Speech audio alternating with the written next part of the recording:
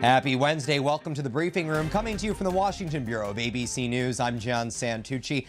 It feels like it should be Friday with everything that's happened this week, but what are you going to do? We have a big announcement today coming from President Trump. He has just grounded all 737 MAX 8 jets. People taking off or heading to the airport right now, grounded, not going anywhere. One of our colleagues actually just told us she tried to get on board and had to turn around and go back. Let's break this down. We're joined right now by ABC News contributor and former Colonel Steve Ganyard.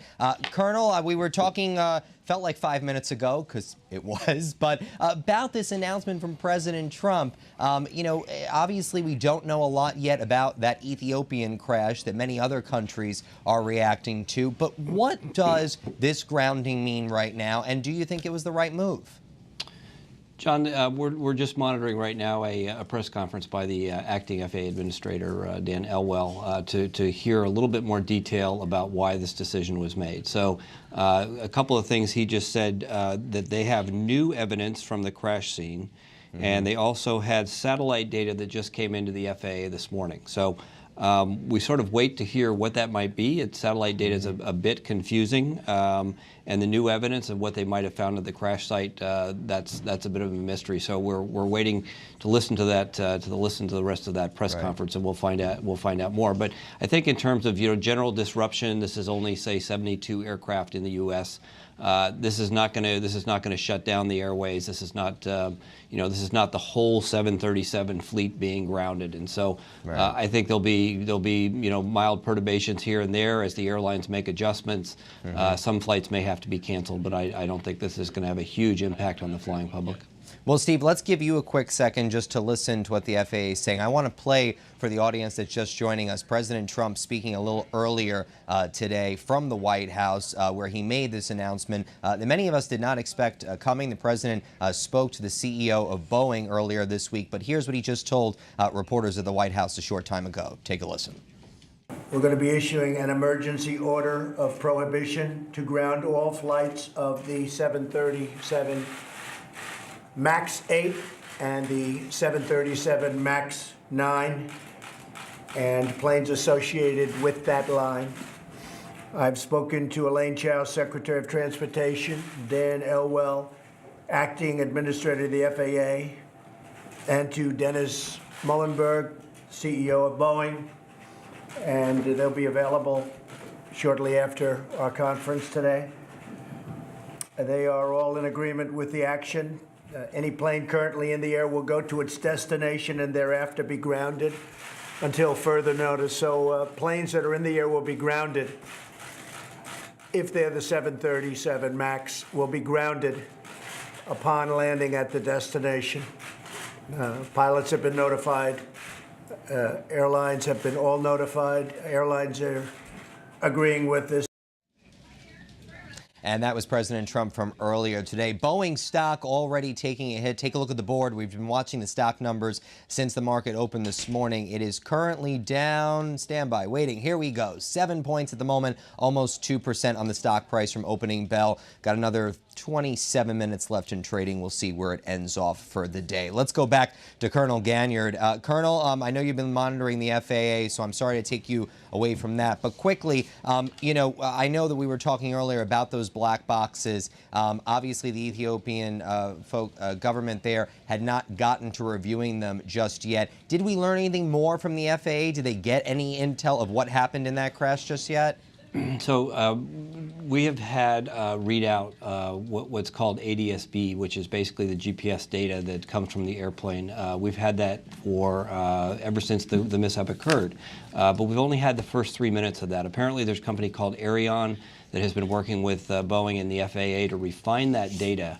And this morning, everybody came to the conclusion that that the data that they have now has the Ethiopian flight looking very much like the Lion Air flight. So what they're saying here is that the similarities are increasing. It's not that they have some hard data that something happened, but they're saying that the similarities are too close. We go back to the Lion Air flight, and we know that there was an autopilot problem that precipitated that began a series of events, cascading events, that eventually led to the crash of that airplane. So although that was not directly the airplane's fault, it was a broken part that was not properly serviced by Lion Air. They're trying to prevent that from ever happening again. So basically what they're trying to do is prevent people who are not following the rules, the regulations, and the maintenance manuals from making a mistake. Colonel, I know you are helping the team breaking it down. I'm watching our transportation team right here in the newsroom right now. They're on that call with the FAA. We're going to have all the latest of that up at abcnews.com and tonight on World News Tonight with David Muir. Colonel, appreciate it as always. Thank you, sir.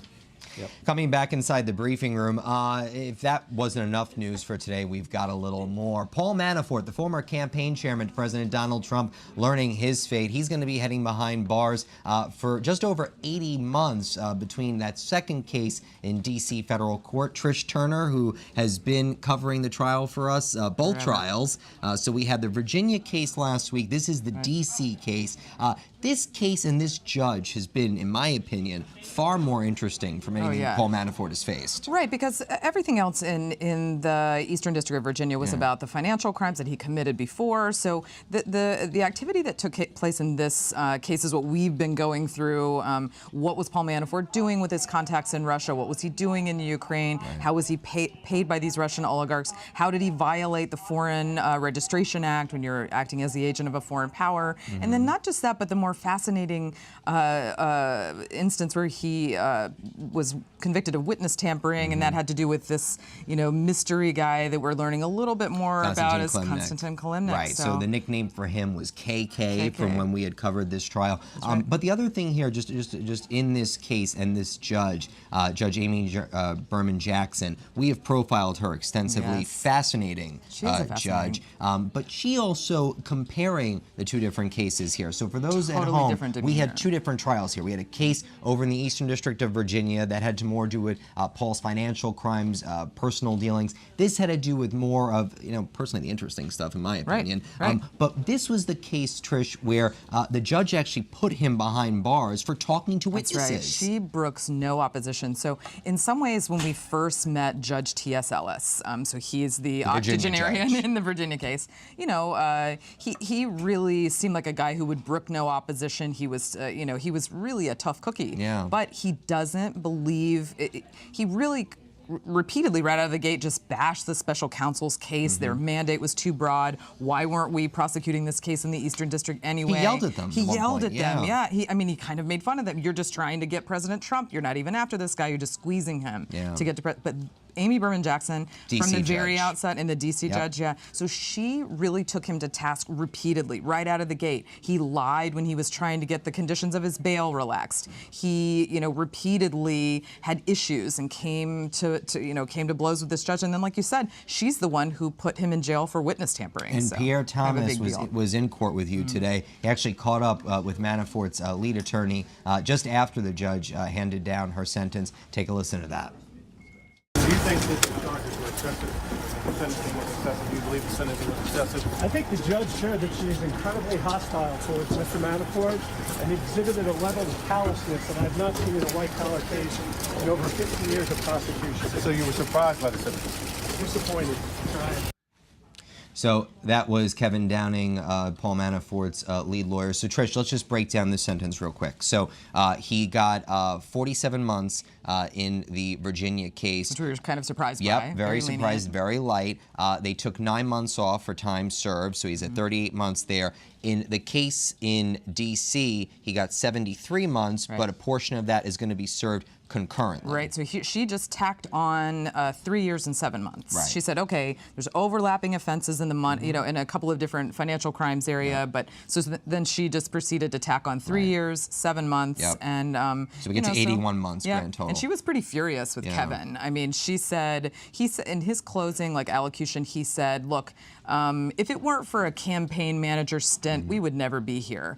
boy, she did not like that comment from Kevin. And she hasn't really gotten along with him too well. You know Kevin. No, I do. Like, he can kind of bristle any judge. He's kind of big and gruff. And he really got himself sideways with this judge from the very beginning. So I think what we're hearing there in the conversation with Pierre is perhaps the beginning of an appeal of this sentence, surely. And of course, maybe they're even waiting for a pardon. Well, that could certainly be it. But, you know, for many people who thought this was the grand finale of Paul Manafort in court, think again. Prosecutors in New York had a different idea. ABC's Aaron Katersky is joining us for this part of the conversation. So, Aaron, we were all excited down here, going to head out of the Bureau for lunch, thinking we're all squared away and done. And then you called me and said, hey, John, big email. Paul Manafort just got charged in New York. He did, with 16 different counts, charging him mainly with residential mortgage fraud, a charge that is a state crime. It's not a federal crime, so there's no issue of double jeopardy. But the case was brought by the Manhattan District Attorney's Office from an investigation that began, we're told, in March of 2017. So it predates Special Counsel Robert Mueller. The investigation was shelved a couple of months later once Mueller was appointed in May of 2017 and in deference to the special counsel's case. But it was revived recently as Manafort's time with the special counsel was winding down. And just minutes after Judge Amy Berman Jackson handed down her sentence on the federal crimes, that's when the Manhattan District Attorney's Office dropped word that he had been indicted on these state charges, which could put him in prison, in theory, for about 25 years. And Aaron, there's something else about this. Because it is a state charge, it's a little pardon-proof. It is certainly thought to be pardon insurance. As I say, there's no double jeopardy issue here because mortgage fraud is not a federal crime. And so even if President Trump issues a pardon to Paul Manafort, and he said today that he hadn't even been thinking about it, but if he does, Paul Manafort would certainly not be out of legal jeopardy because he could be sent to prison on these state charges for up to 25 years. And so Paul Manafort is probably never going to see a New York courtroom unless he gets a pardon. But if he does, it may be right back to prison. Well, Aaron, as we say, misery likes company, so we wanted you to join in this story with us. So welcome, enjoy. Thanks. Aaron Katersky in New York, thank you, sir. We appreciate it. Trish, thank you for that. You're going to just hang tight for a second. Yeah, because I kind of do that to you. like this stuff. So that's story big number 2. Here's story big number 3. A ban on transgenders serving in the military. A huge story. I want to bring in ABC's Elizabeth McLaughlin. She covers the Pentagon for us. You and the team have been watching this one. Now, this all started with a very, let's call it, bizarre tweet from President Trump early one morning. We've never seen any of those. But suddenly, now it's policy. Yes. What happened here? Exactly. So I remember the day, July 2017, driving in. The tweet comes up that he wants to ban all transgender service members. And that was really shocking. We hadn't heard anything about that before, hadn't heard that from military leaders. That really kicked off a string of different court lawsuits that were making their way through different courts, the circuit courts. The Supreme Court came down, you'll remember last month, they decided that they were going to issue a stay on those, and then just the last 4th court that had an injunction, that was removed last Friday. So here we are, the Department of Defense finally releasing that final policy. And so here's what we know that will be different than what we had under the Obama administration. The first thing is going to address currently serving service members or those who may have already signed their contracts. Those people are grandfathered in. They will not be affected by this policy. Then you have folks who, let's say the policy takes effect on April 12th. Now you are interested in joining the military. You're not getting in. If you have had any hormone therapy, if you have had a sex reassignment surgery, you will no longer be allowed to enter the military. Wow. And if you decide to come out as transgender, maybe you would like to pursue some of that therapy or reassignment sex surgery, that will also not be allowed. You will be required to serve in your biological sex. So those are the 2 big changes coming out of this policy. It sounds a little bit like don't ask, don't tell. Yeah, certainly. That people are going to have to remain in their biological sex. And how many current members of the military would this impact? Yeah, so it's hard to say, right? So in 2016, DOD did a survey. 9,000 service members self-identified as transgender. Wow. About 1,000 said they had what is called gender dysphoria. So if you talk to defense officials, I was on a call this morning with people, they're saying this isn't a ban on transgender service members. This is a ban on those who have experienced gender dysphoria, which is when your biological biological sex and your preferred gender don't match up. And that is causing extreme anxiety. It's causing you, they're saying, that you wouldn't be able to deploy, you wouldn't be able to be as lethal and ready to join the force, and that's what they're trying to prevent. Let's bring someone else into this conversation. We're joined right now by Charlotte Clymer, military veteran, served 6 years in the U.S. Army, and also serves as the Military and Veterans Advisory Council for OutServe SLD. And Charlotte, so great to have you with us. I can only imagine this has got to be a very difficult day for you. It's pretty difficult, you know, and it's so interesting. This morning we introduced the Equality Act in Congress, reintroduced it to legalize non-discrimination protections for LGBTQ people across the country. And yet, a month from now, the Commander-in-Chief is going to institute a ban on openly serving transgender folks in the military. So it's pretty disturbing and disappointing. Charlotte, do you still have former colleagues that are serving, that you have maybe spoken to, that can relate to you? And you know, I'm curious if you have any sense of what they're feeling today. You know, as Elizabeth said, they're grandfathered in. They're not going to be affected. But still, I mean, just the cultural shock this had to be. Well, they are going to be affected. Yes, they're grandfathered in, but these are folks who are serving in combat, folks who are serving overseas right now in deployments, who are in positions of leadership, who are leading troops in combat zones. And this is enormously stressful. It undermines their authority, especially in a command climate. So this is really a national security risk. This is putting folks, not just transgender folks, but other soldiers in danger by inflicting undue stress on them. But I got to tell you, these folks are really dedicated to their jobs. They're focused on what they have to do. And it's really unfortunate that they're being distracted by this unnecessary policy that's been slammed by military leadership, budget analysts, medical professionals, the scientific community. Everyone is against this ban. And yet the person in the Oval Office seems hell-bent on pushing it on Americans who don't want it by a large majority. And something that I was struck by this morning on the call with defense officials was that they don't have any data for how transgender service members who are currently serving may have affected their unit cohesion, or what they call readiness, the ability to deploy, fight, and win wars.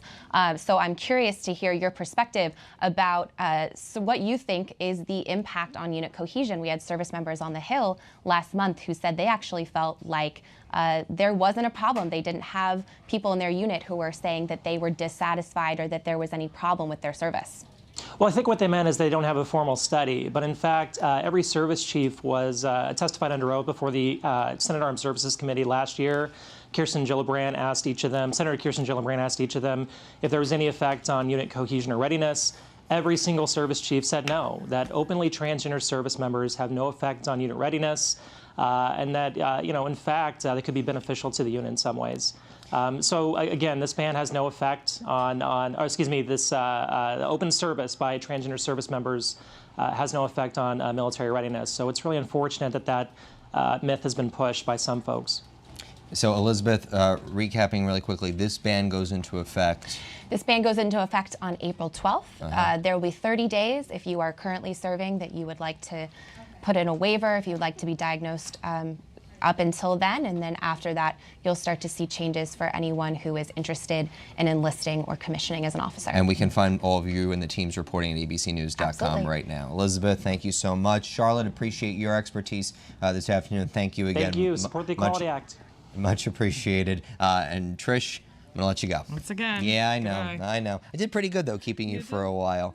I'm going to have to buy her coffee later. Yeah, not too bad. Coming back inside the briefing room now. Another story that we have been fascinated by is the college cheating scandal. So, you know, we talked about this yesterday. Most people, you apply to college, you get the SAT, the ACT, you write your essays. Somebody, hopefully someone that likes you, writes a letter of recommendation. Or in the case of 50 individuals, they just cut a check and get their parents to take care of it for them.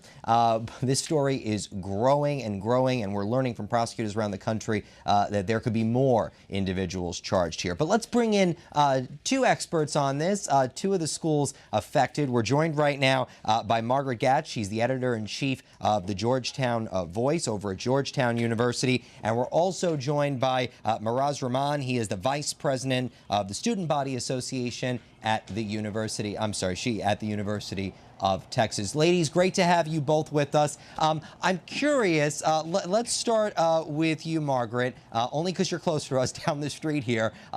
What's the reaction on campus like today? Yeah, I think everybody was really shocked at first, but then kind of once all the furor died down, nobody's really that surprised that this would happen at Georgetown. It's opened up a lot of conversations about just socioeconomic inequity on campus and for these highly selective universities. So overall, people are really disappointed, but not really surprised.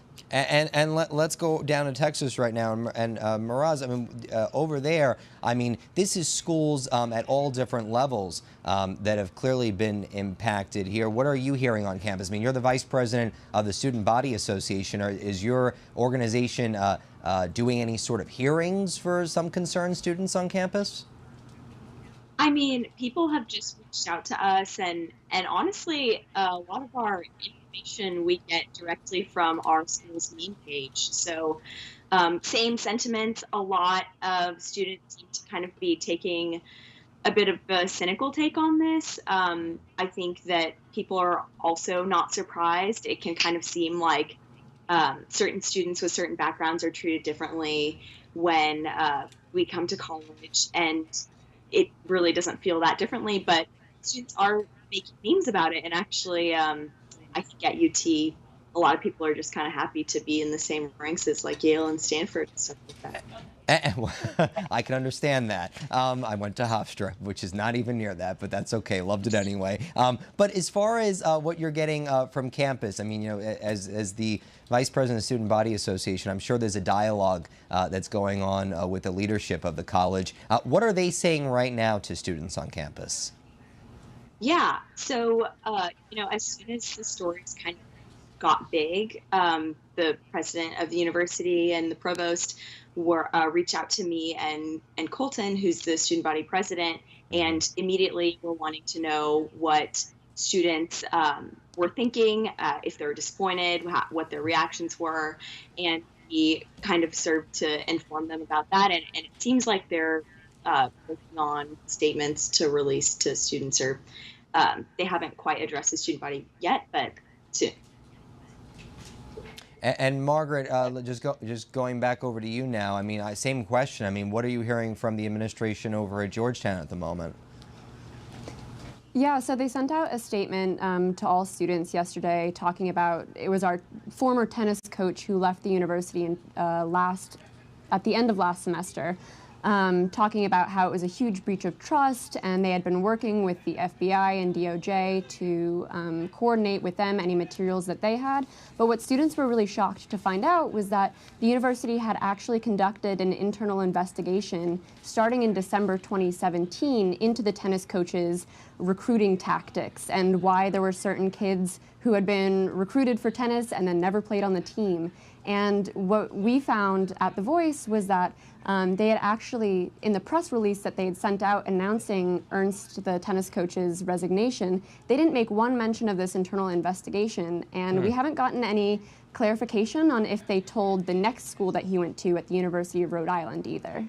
Wow, that's actually very interesting. So you are the editor-in-chief of the paper there. What are you all covering this week? I mean, what's your tackling this? You know, we have our approach here, how we cover these stories. I'm curious. Well, what's your approach? Yeah, right now we're just, so we covered all the facts that we could gather from the court documents yesterday, but now we're really trying to reach out to the student body and see how people are reacting, just as you are. And we're going to try to find some student athletes that also want to react to how this has personally affected them.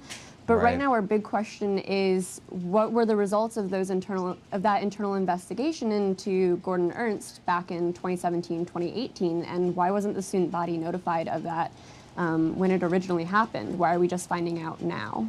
Yeah, no, I think a lot of people have that exact question. This has been an investigation that's been going on for some time, and as I said earlier, we're learning that more people could expect to be charged in the coming weeks as more and more information is obtained. Margaret Gatch, much appreciated. Also appreciate Miraz Rahman joining us as well. Two colleges.